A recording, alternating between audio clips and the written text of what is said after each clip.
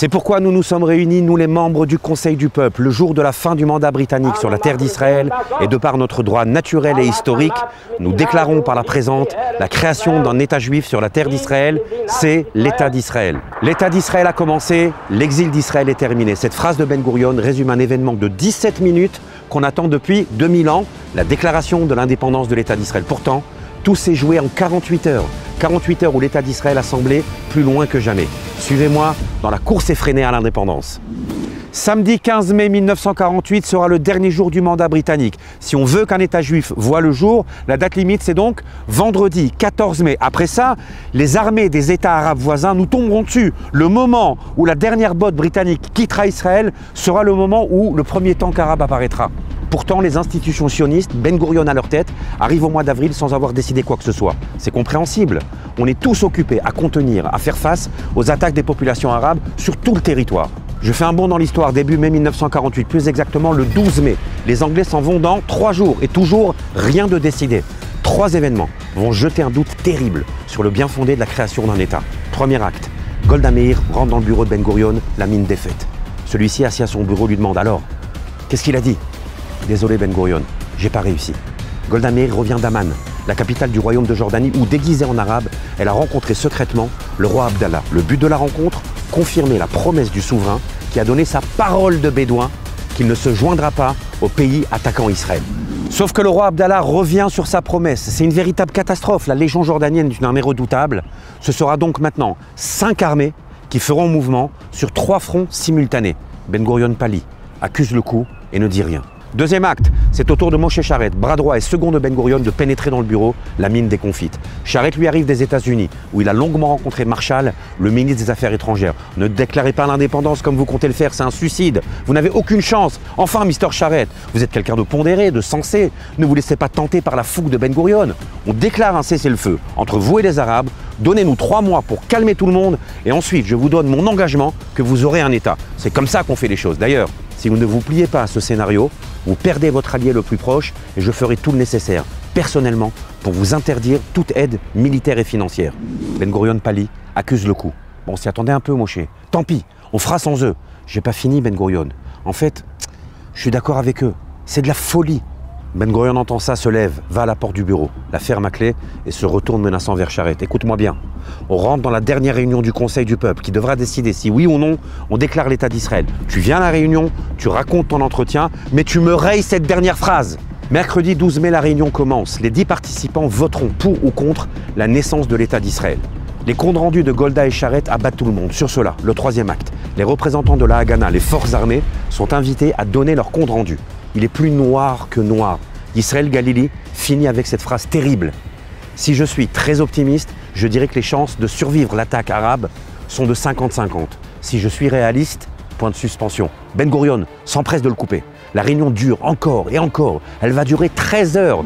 Vous comprenez pourquoi, durant toutes ces 13 heures, Ben Gurion sent qu'il a une majorité contre la création. Alors il fait durer. Et c'est seulement dans la nuit de mercredi à jeudi, à 3 heures du matin, qu'il sent le vent tourner, fonce au vote et l'emporte. 6 voix pour, dont Ben Gurion, 4 voix contre, à 1 voix près.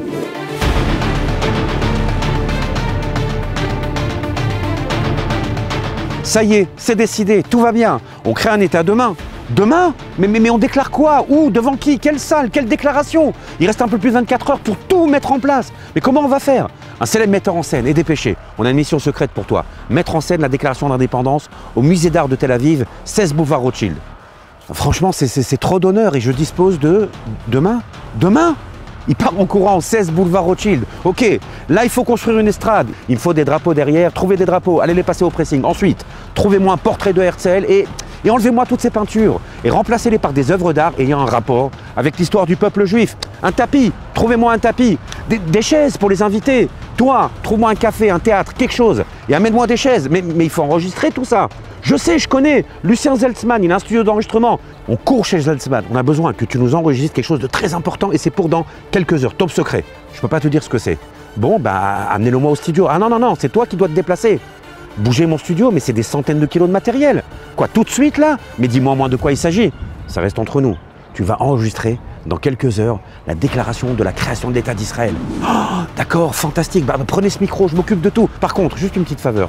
Tu peux juste coller ça sur le micro Et Ben Gurion déclara l'État d'Israël avec un micro sur lequel il y a une pub, Slil, le nom du studio. Bon, bah tout s'arrange, non? Tout s'arrange, mais pas du tout. Le Rav Maimon, dépêché en avion depuis Jérusalem assiégée, rentre dans le bureau. Ben Gurion, j'espère qu'on va réciter la bénédiction du Sheikh Rianou, remercier le ciel d'être arrivé à ce moment. Quoi? S'exclame Sizzling de l'extrême gauche. Et puis quoi encore? Pas question. D'ailleurs, les disputes font rage autour de la mention ou non du divin dans la déclaration d'indépendance. Pour les uns, mais il est impensable que l'Éternel n'apparaisse pas de façon claire dans la déclaration de l'État d'Israël. Et pour les autres, mais c'est vraiment la goutte d'eau qui fait déborder le vase. Et puis d'un coup, quelqu'un a une idée. Sur Israël, le rocher d'Israël, ça va, non? C'est le divin, mais ça reste un peu flou. Ça passe? Oui, c'est bon, ça passe. Vendredi 14 mai, 13h30, la cérémonie est dans 2h30. Et commence la dernière réunion où on approuve enfin le texte. Ben Gurion dit au secrétaire du conseil, Zev Sharf, de rapidement retaper tout le dernier brouillon pendant que lui fonce chez lui pour se préparer. Et Dorit Rosen, l'assistante de Zev Sharf, commence à taper frénétiquement sur la machine à écrire. Et puis, inévitablement, elle fait une erreur. Pas le temps de recommencer. On rature et on corrige à la main. Pendant ce temps-là, Ben Gurion sort de chez lui, monte dans la voiture et arrive devant le 16 du boulevard Rothschild pour déclarer un texte qui n'existe pas encore. Ça y est, Dorit a fini. Elle arrache les feuilles de la machine, se précipite dans la rue avec Zev, et là, pas de voiture. C'est Ben Gurion qui l'a prise. C'est la catastrophe. Zev fonce dans la rue, les papiers à la main, pour arrêter une voiture de force, mais personne ne s'arrête. Et tout d'un coup, le pire arrive. Coup de sifflet, policier britannique qui débarque. Zev manque de s'évanouir, comprend que c'est un policier juif et décide de lui demander son aide. Une voiture apparaît au loin qui fonce. Le policier siffle, l'arrête et dit au chauffeur « Je vous ordonne de prendre ces personnes-là et de les amener là où elles vous diront. » Zev monte dans la voiture, brandit les feuilles avec la déclaration et raconte au chauffeur quel rôle il joue. Et si c'était pas arrêté?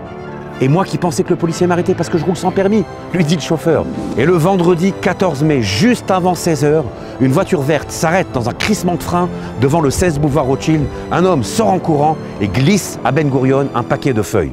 À 16h précises, Ben Gurion se lève et commence à réciter le brouillon de la déclaration de l'indépendance. À 16h17, Ben Gurion lit la dernière phrase, le Rav Maimon, la voix tremblante, récite la bénédiction du Sheikh Rianou, remerciant le ciel pour cet instant. Et il aperçoit du coin de l'œil Sizzling de l'extrême gauche glisser un mouchoir sur la tête et répondre Amen.